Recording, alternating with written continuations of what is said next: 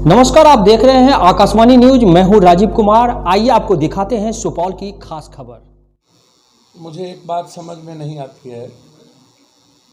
नीतीश कुमार जी की सरकार है, कल उनकी 71वां साल जन्मदिन मनाया जाएगा। हम अपनी पार्टी की ओर से और व्यक्तिगत तौर पे उनको मैं बधाई देता हूँ, मुबारकबाद देता हूँ। लंबी उम्र के लिए उनकी चौथी पारी है, शायद 75वां 76वां साल हो जाएगा जब उसकी चौथी पारी पूरी होगी। तो मैं उनसे आग्रह करूंगा कि धृतराष्ट्र की बड़ी टीमों से जो वो घिरे हुए 15 साल 16 सालों से पदाधिकारी एक ही पटना में जरदगब की तरह बैठे हुए हैं। मुझे समझ में नहीं आता क्या उससे काबिल अफसर कोई नहीं है। जिन लोगों को आप बैठाए हुए हैं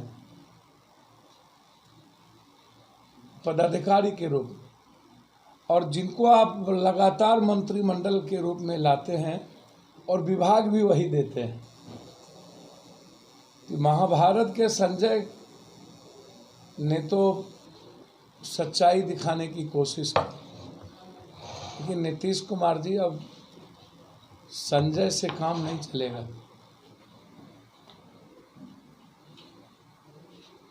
हमारी ओर से आपको जन्मदिन की बधाई के साथ ये आग्रह है कि अंतिम पारी में आप 15 साल में जो आपने बिहार की इकोनॉमी को, बिहार के कृषि को, बिहार के रोजगार को, बिहार की फैक्ट्री को, बिहार के पलायन को माइनस पर आप ले गए। हम चाहेंगे ये अंतिम पारी नीतीश कुमार जी की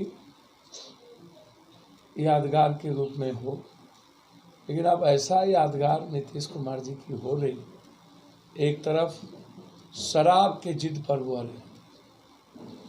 मेरा कहना है नेशनल इंटरनेशनल शराब बिजनेस से लेकर के एक समावेशी रिश्ता है। आप यदि कंप्लीट जिद पर हैं तो डेडलाइन दीजिए कि शराब अमुक महीने के बाद एक बूंद शराब बिहार में नहीं बिकेगी, ना मिलेगा।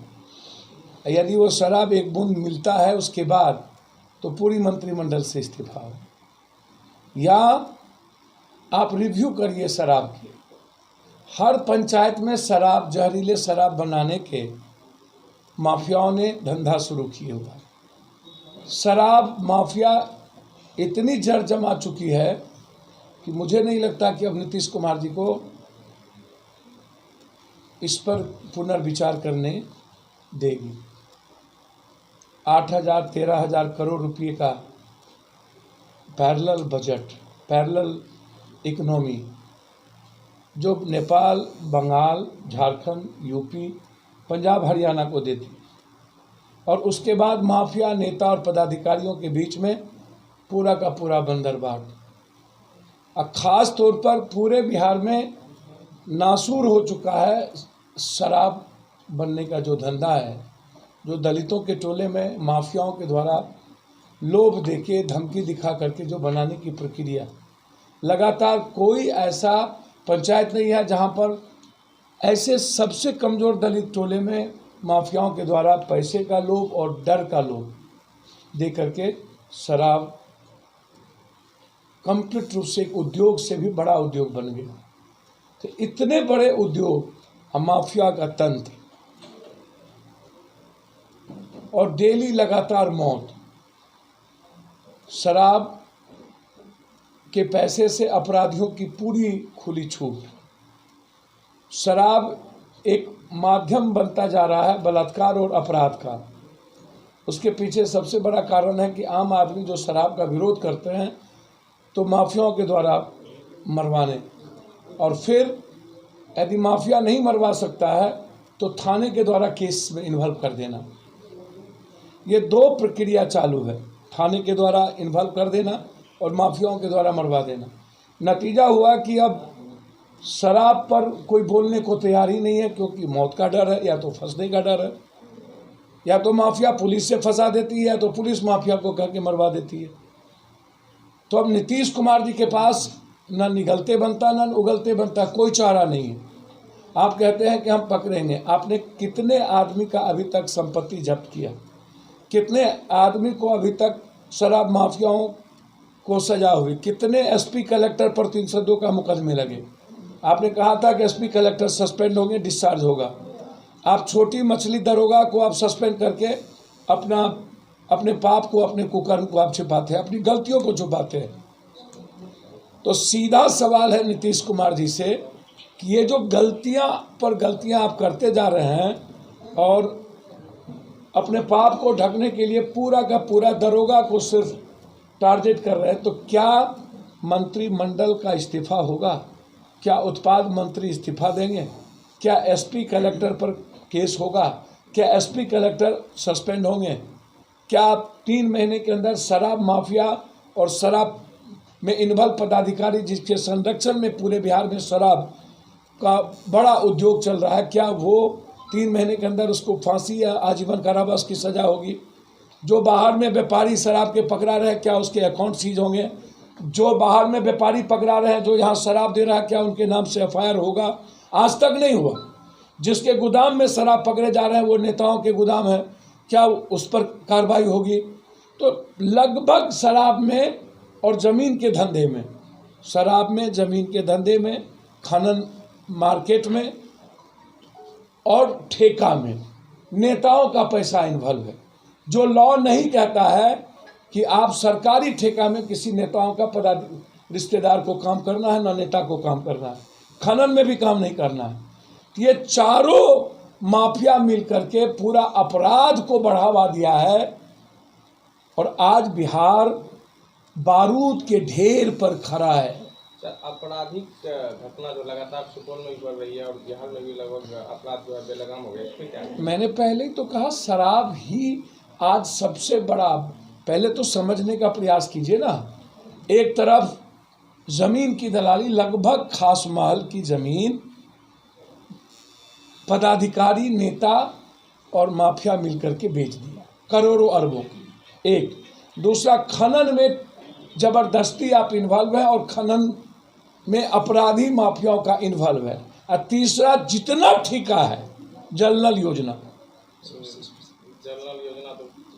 सात निश्चय, जितना ठेका है उसमें छोटा छोटा माफिया, छोटा छोटा लोग और नेता और लोकल जनप्रतिनिधि मिलके लगभग जल नल योजना का पैसा लूट रहा। और अब नीतीश कुमार के 7 निश्चय में खेत में पानी पहुंचाने वाला जो 550 करोड़ मात्र जिसमें दिया गया है वो, तो ये जो अपराध का कारण है उसके सबसे बड़ा कारण है शराब, जमीन का धंधा और खनन का और ठेका का धंधा। ये एक कुनबा बन गया। और दूसरा, बेरोजगारी। बिहार में कोई काम नहीं बचा। जिंदगी जीने के लिए अब छोटी छोटे बातों पर लोग एक दूसरे को मार देते। छोटी बात हुई, गोली चला दो। छोटी मतलब जिसका कोई जगह नहीं है, छिनतई में मार दो गोली, बलात्कार करने के बाद मार दो क्योंकि जिंदा नहीं रहेगा। तो लॉ एंड ऑर्डर इसीलिए फेल कर गया कि पूरी पुलिस महकमा शराब और जमीन के धंधे में इन्वॉल्व है। और ये पैसा सत्ता पक्ष और विपक्ष दोनों के राजनीतिक पार्टियों को जा रहा है। विपक्ष के भी एमएलए एमपी लगभग उसमें इन्वॉल्व हैं और सत्ता पक्ष के भी एमएलए एमपी मंत्री लोग इन्वॉल्व हैं। कंप्लीट रूप से कोई मंत्री नहीं होगा जो इसमें इन्वॉल्व नहीं होगा, कोई। अब रोपिएगा बबूल तो नीतीश जी खाइएगा खजूर। लगभग मंत्री जिसका